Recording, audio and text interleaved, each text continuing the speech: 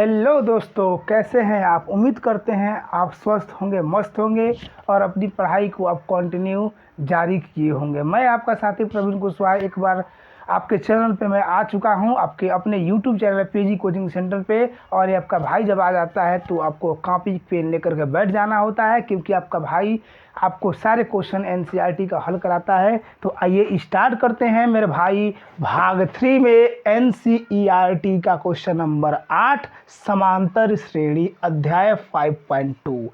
जी हाँ दोस्तों, समांतर श्रेणी का अध्याय 5.2 का क्वेश्चन नंबर 8 से प्रॉब्लम को सॉल्व करते हैं मेरे भाई। यहाँ पे क्वेश्चन को हम डायरेक्ट सॉल्व करते हैं। कह रहा है कि एक एपी में 50 पद है। वाह वाह, क्या बात है। 50 पद दिया है, जिसका तीसरा पद 12 है और अंतिम पद 106 है और 29वां पद ज्ञात करना है मेरे भाई। इतने क्वेश्चंस में काम दे रखे हैं। यहाँ पे जब हम हल में लिखेंगे तो हल में तीसरा पद यानी A3 कितना दे दिया है मेरे भाई, 12 दे दिया है। और AN बोले तो अंतिम पद कितना दिया है मेरे भाई, 106 दिया हुआ है। और कह रहा है नंबर ऑफ टर्म बोले तो 50 पद दिया है, तो N = 50 पद दिया हुआ है। कहीं से कोई दिक्कत नहीं होने वाला मेरे भाई, कहीं से कोई दिक्कत नहीं होने वाला है। ठीक है, तो अब हम चलते हैं क्वेश्चन को सॉल्व करते हैं मेरे भाई। मैं इस कॉपी में सारा क्वेश्चन लिख करके लाता हूं, क्योंकि एनसीईआरटी के बुक्स मेरे पास अवेलेबल नहीं हो पाते हैं। तो मैं बच्चों से क्वेश्चंस ले करके, है ना, और मैं कॉपी में लाता हूं और क्वेश्चन को सारा हल कराता हूं। इतना मेहनत करता हूं भाई आपके लिए, तो आपका भी काम बनता है अपने भाई के लिए वीडियो को हमारे शेयर कर दीजिए, चैनल को सब्सक्राइब कर दीजिए और लाइक कर दीजिए। ठीक है, ये आपका काम बनता है। क्योंकि देखिए, हम गुरु और विद्यार्थी एक दूसरे से जुड़े रहते हैं। गुरु का भरोसा होता है अपने पढ़ने वाले छात्रों पर, और छात्रों का भरोसा होता है अपने गुरु पर कि गुरु जी हमको अच्छे से पढ़ाएंगे तो मैं परीक्षा में अच्छे नंबर लाऊंगा। और टीचर के मन में रहता है कि मैं अच्छे से पढ़ाऊंगा तो मेरा विद्यार्थी मेरा नाम करेगा। तो आप मेरे चैनल को सब्सक्राइब कर दें, शेयर कर दें और लाइक कर दें और कमेंट भी कर दे। कमेंट आपका आता ही नहीं मेरे भाई, मुझे बहुत दुख लगता है। इतना मेहनत करने के बाद कोई आप कमेंट नहीं करते हैं, तो कमेंट अवश्य किया करें मेरे भाई, ताकि मेरा भी मन लगा रहे। लगे कि मेरे जो विद्यार्थी हैं शेर नहीं एक सवा शेर हैं, और जंगे मैदान में जब उतर जाते हैं मेरे विद्यार्थी तो वो दहाड़ करके जाते हैं। इतनी भरोसा आपके भाई आपके ऊपर करता है मेरे भाई, सोच लीजिए। चलिए आगे बढ़ते हैं। तो अगला क्वेश्चन, मेरे क्वेश्चन कहाँ चले गए मेरे भाई, मैं तो क्वेश्चन कॉपी में लिख के रखता हूँ। ठीक है, अब देखिए यहाँ पे क्वेश्चंस यहाँ रहे, तो अब हमें क्या मिलता है मेरे भाई। अब हमें मालूम चल गया, इतनी चीज़ें मालूम चल गया। तो अब देखिए यहाँ पे A3, ठीक है, थोड़ा A3, ये क्या रहा, A3, ठीक ना। तो मैं मार्कर चेंज कर लूँ, मेरा मार्कर चेंज नहीं हो पा रहा है मेरे भाई, इंक की प्रॉब्लम है आज। ठीक है, यहाँ पे A3 कितना दिया है, A3 = कितना हो जाएगा मेरे भाई, तो A3 = हो जाएगा मेरे भाई A1 प्लस का 2D रख देंगे, क्योंकि आपको अगला पद निकालना है। अब देखिए ये दिया हुआ है A3, है ना, तो implies date A1 plus 2D तो रखेंगे, कोई दिक्कत नहीं है मेरे भाई।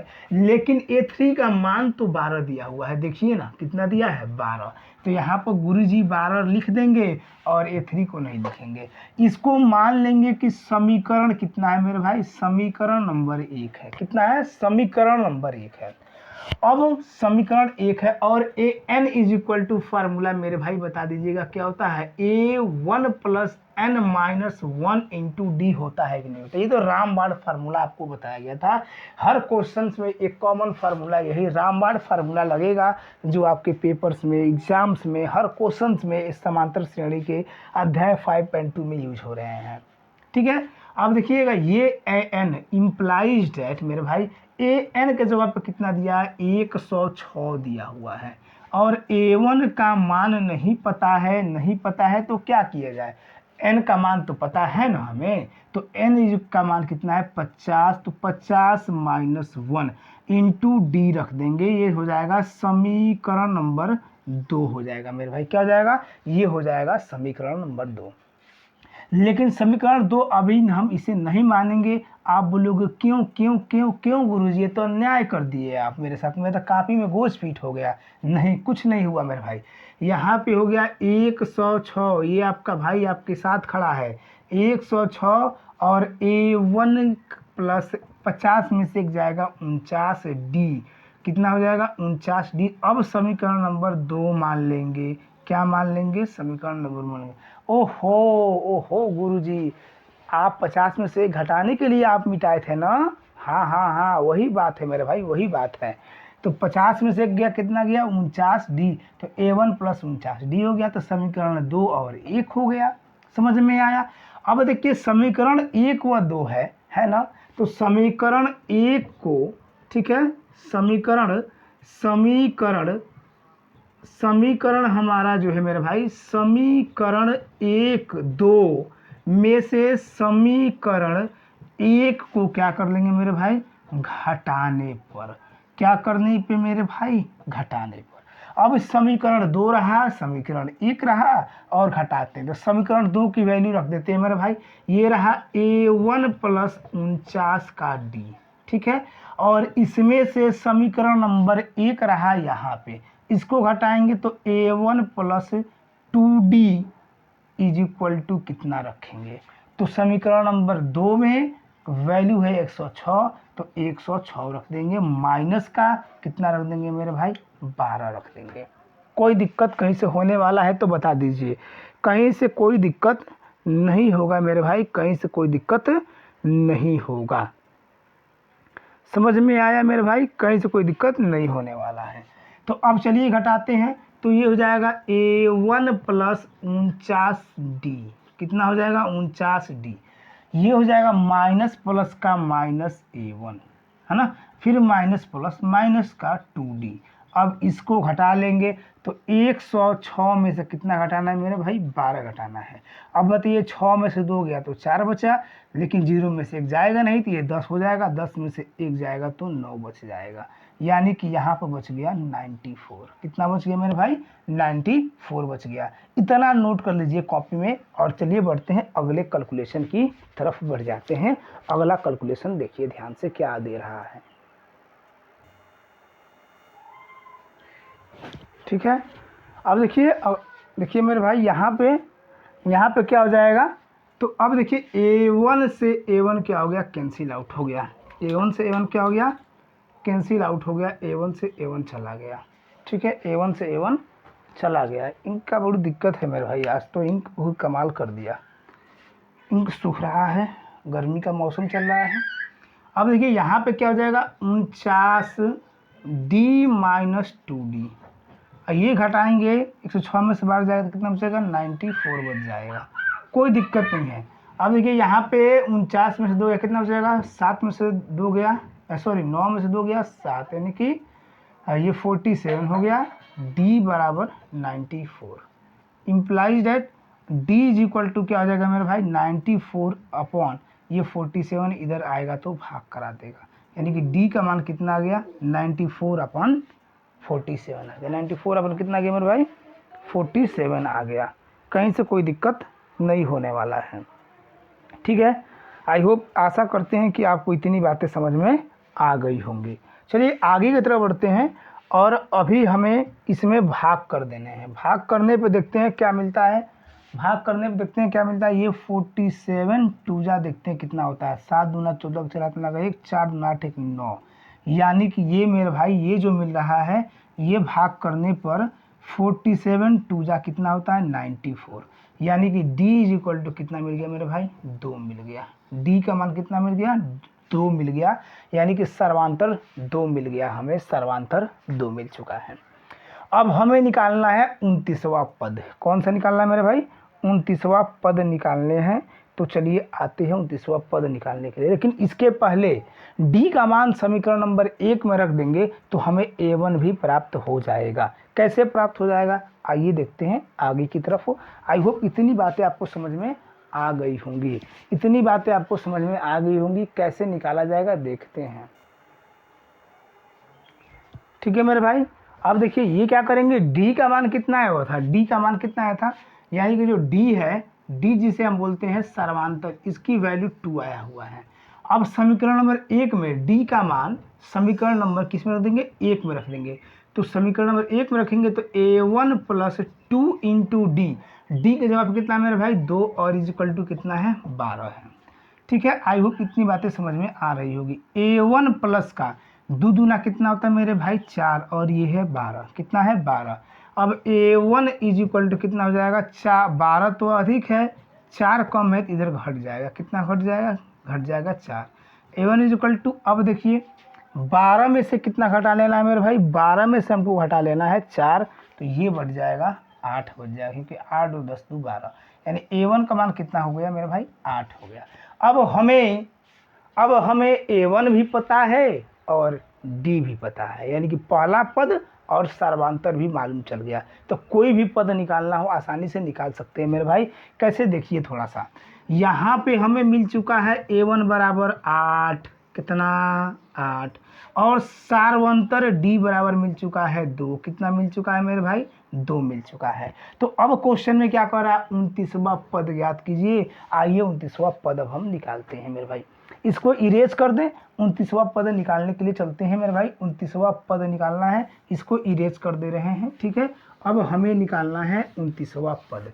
ठीक है, a1 का मान 8 है और d का मान 2 है। ठीक है, 29वां पद निकालना है मेरे भाई, क्या निकालना है 29वां पद।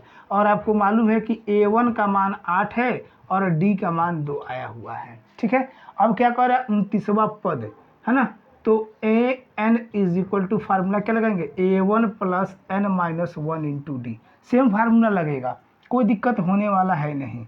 an is equal to a1 का मान मेरे भाई कितना है 8 है और प्लस n के जगह पर कितना है 29 है, तो 29 माइनस कितना हो जाएगा 1, और d का मान 2 दिख रहा है, d का मान 2 दिख रहा है। तो यहाँ पे an इज इक्वल टू कितना हो जाएगा मेरे भाई 8 प्लस 29 में से 1 जाएगा तो 28 और इंटू 2 बच जाएगा। अब an is equal to 8 plus का 8 दूना 16 का 6 हाथ में लगा 1 2 दूना 4 1 5, इतना हमें मिल जाएगा मेरे भाई। और an इज इक्वल टू जोड़ लेते हैं, 8 2 10 4 14 का 4 हाथ में लगा 1 और 5 1 6, यानी कि an यानी 29वां पद कितना हो जाएगा मेरे भाई 64 हो जाएगा। कितना हो जाएगा मेरे भाई 64 हो जाएगा, 64 हो जाएगा। इतनी बातें आपको समझ में आया? जी हाँ, तो लिखेंगे अतः 29वां पद कितना है मेरे भाई 64 है, 64 है। ठीक है, आई होप इतनी बातें आपको समझ में आ गई होगी। चलिए क्वेश्चन नंबर अब हम 9 की तरफ बढ़ते हैं मेरे भाई, 9 की तरफ बढ़ते हैं। ठीक है, इतनी नोट कर लीजिए, इसे आप कॉपी में शॉर्ट स्क्रीन करके लिख लीजिए ताकि आपको कहीं से कोई दिक्कत ना हो मेरे भाई। ठीक है, कहीं से कोई दिक्कत ना हो। यहाँ पे आपको थोड़ा सा दिक्कत आ रहा होगा, यहाँ पे आपको समझने में दिक्कत आ रहा होगा, यहाँ पे मेरे भाई दिक्कत आ रहा होगा। यहाँ पे कितनी है 2 है, कितनी है 2, यानी कि 2 से गुणा है यहाँ पे। ठीक है, यहाँ पे कितना है 2 रहेगा, यहाँ जो दिख रहा है 2 रहेगा, क्योंकि 8 इंटू 2 है। समझ में आ गई सारी बातें? 8 इंटू कितना है मेरे भाई 2 है। ठीक है, मैं यहाँ एक बार साफ से लिख देता हूँ ताकि आपको कोई दिक्कत ना हो। ठीक है, आपको कोई दिक्कत ना हो। ठीक है, यहाँ पे हम लिख देते हैं, थोड़ा यहाँ साफ लिख देते हैं, an is equal to 8 plus है ना 28 इंटू 2। अब यहाँ से आपको तो समझ में आ ही गया होगा, यहाँ चूँकि चमक रहा है बोर्ड और यहाँ पे नहीं चमक रहा है। ठीक है, ये हमारा साइनिंग पॉइंट है बोर्ड का, यहाँ सब सही है, यहाँ देख लीजिए, यहाँ से लिख लीजिए और फिर ये और ये नोट कर लीजिए। ठीक है, कोई दिक्कत, अब कोई दिक्कत नहीं होने वाला है मेरे भाई, कोई दिक्कत अब नहीं होने वाला है। आपकी कमेंट में समझ गया।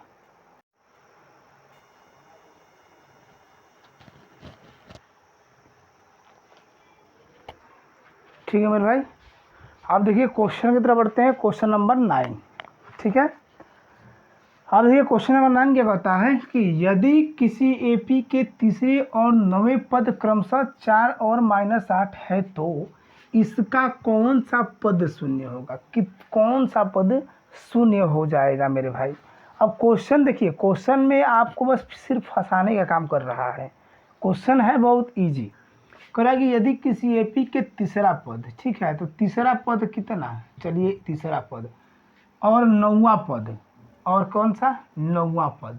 ठीक है, तीसरा पद और 9वां पद क्रमशः 4 और -8 है, तो तीसरा पद कितना है 4 है और 9वां पद कितना है -8 है। इतना लिखने में कोई समस्या है तो बता दीजिए मेरे भाई। कोई समस्या इतने लिखने में नहीं होगा आपको, क्योंकि देखिए तीसरा पद 4 है, 9वां पद -8 है, मैंने ऐसा लिख दिया। अब कह रहा है एपी का कौन सा पद शून्य होगा, तो मान लेंगे वो पद हमारा कौन सा शून्य होगा। कोई भी पद मान लेते हैं कि वो हमारा पद कोई शून्य होगा, ठीक है। तो मान लेते हैं कि nवां पद जो होगा वही शून्य होगा। nवां पद ही मान लेते हैं किसका होगा, शून्य होगा। अब nवां पद होगा शून्य, ऐसे हमें ऐसा मान लिया। अब हमें क्या चाहिए भाई, हमें a1 की वैल्यू चाहिए और सर्वांतर चाहिए। हमें चाहिए a1 और क्या चाहिए, और हमें चाहिए सर्वांतर। इतनी बात पता हो जाए और जो हमको इस क्वेश्चन के दौरान, तो हम कोई भी पद का चाहे शून्य पद निकालना हो, कोई भी पद निकालना हो, हम आसानी से निकाल लेंगे मेरे भाई, ठीक है। तो आगे की तरफ बढ़ते हैं और देखिए यहाँ पे आपको क्या करना है, कुछ करना नहीं है, पहले क्वेश्चन की भांति आपको सॉल्व कर देना है। ये आपको दिख रहा है a3, कितना दिख रहा है मेरे भाई a3, और a3 इज इक्वल टू आप क्या लगा देंगे मेरे भाई, a3 इज इक्वल टू लिखेंगे a1 प्लस का 2d, कितना a1 प्लस का 2d, ठीक है। और यहाँ पे a1 के जगह पे आप सीधा बात ये भी लिख सकते हैं कि सर 4 दिया हुआ है। a3 के जगह पे कितना दिया हुआ है मेरे भाई, 4 दिया हुआ है। इसको समीकरण नंबर 1 मानने में कोई दुराई नहीं है, मान लिया जाएगा, ठीक है।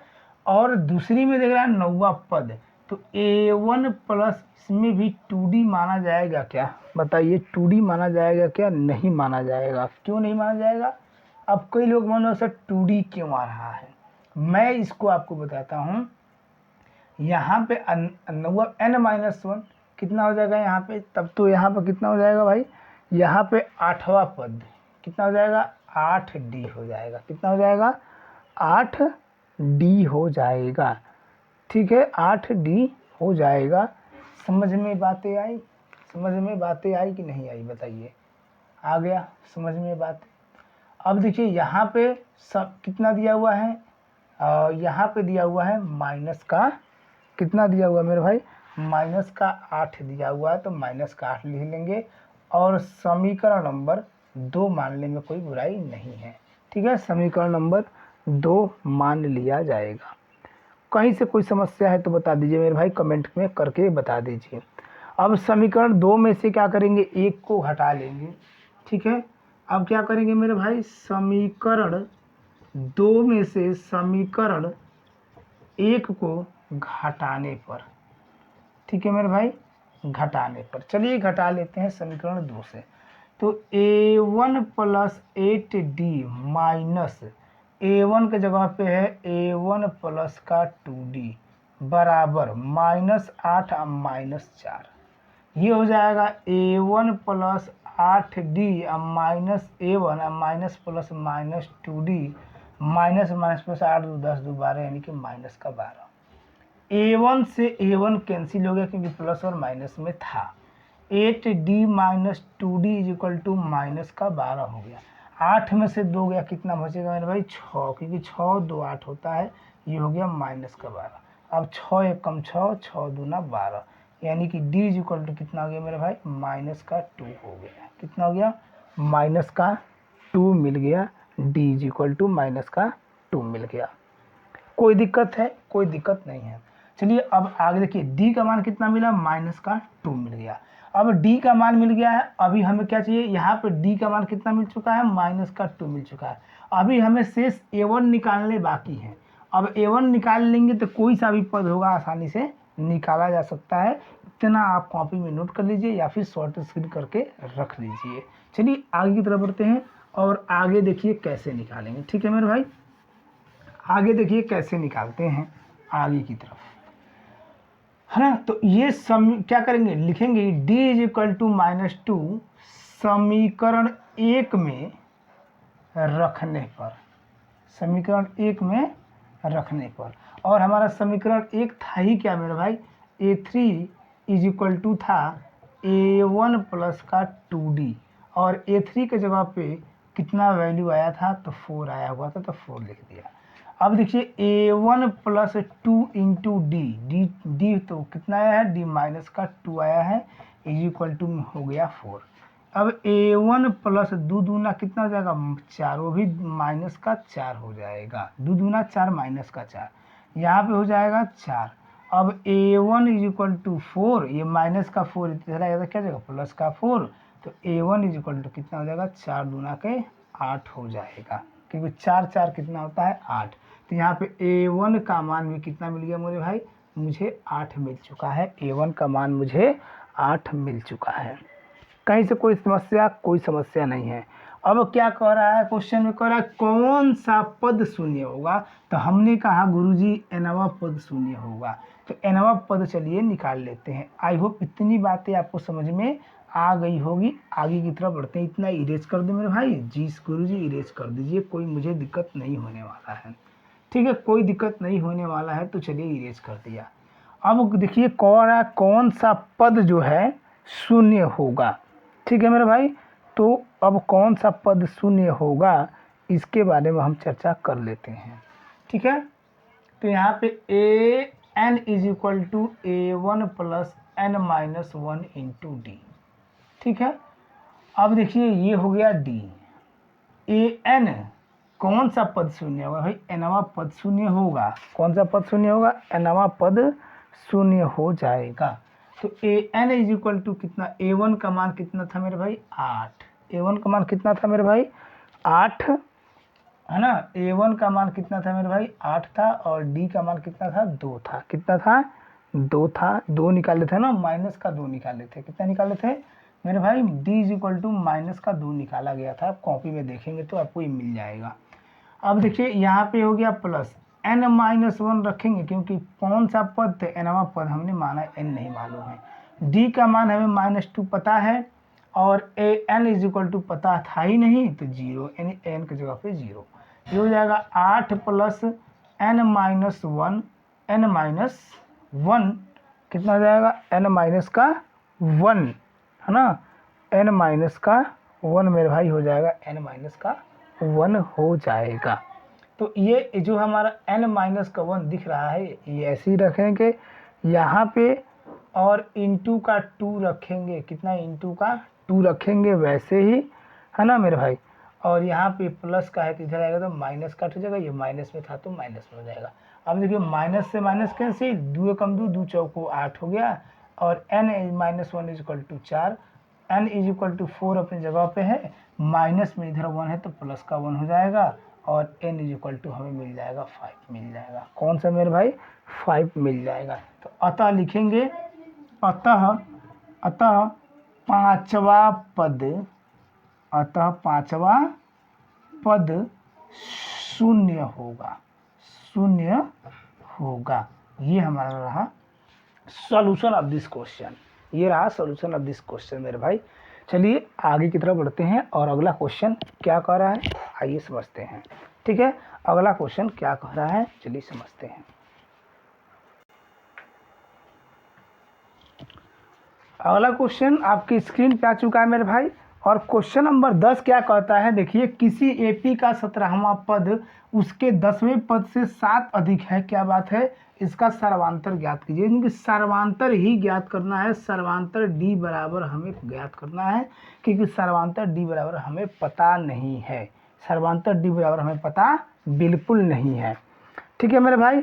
जब पता नहीं है तो ये बताइए यहाँ पे क्या कह रहा है कि 17वां पद यानी कि A17 क्या कह रहा है, A17, और A17 इज इक्वल टू क्या हो जाएगा मेरे भाई A1 प्लस का n माइनस 1 इंटू डी, होगा कि नहीं होगा। अब देखिए यहाँ पे क्या हो जाएगा मेरे भाई, implies at A1 is equal to है ना, A1 प्लस क्या हो जाएगा, A1 प्लस 17 में से 1 जाएगा, 17 माइनस 1, क्योंकि n का मान कितना है 17 है, और इंटू बचेगा डी।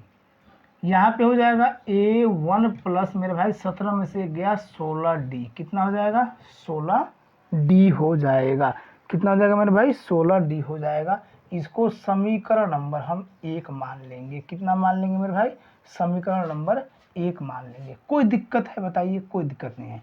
अब कह रहा है उसके बाद 10वें पद से 7 अधिक है। 10वें पद से मेरे भाई कितना है, 7 अधिक है। चलिए 10वां पद भी देख लेते हैं मेरे भाई।